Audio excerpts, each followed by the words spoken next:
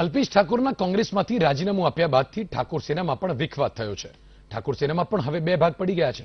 મહેસાણા અને ઊંઝામાં ઠાકોર સેના કોંગ્રેસને ટેકો કરી રહી છે, તો બીજી તરફ બહુચરાજીમાં ભરત ઠાકોરના નજીકના અને તાલુકા પંચાયત પૂર્વ અધ્યક્ષ દશરથ ઠાકોર અને જિલ્લા પંચાયતના સદસ્ય મધુબેનના પતિ ભાજપમાં જોડાઈ ગયા છે। આ અંગે પૂર્વ ગૃહપ્રધાન રજનીકાંત પટેલે કહ્યું કે ઠાકોર સમાજ ભાજપની સાથે છે, જેનાથી ભાજપને જરૂર લાભ થશે।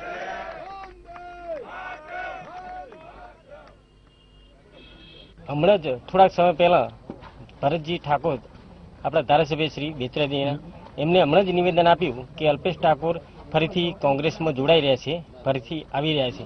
એમાં હું એમની વાતને હું વાહિયાત ગણું છું અને અલ્પેશજી ઠાકોર એ કોંગ્રેસમાં જોડાવાના નથી એ વાતને હું રદિયો આપું છું।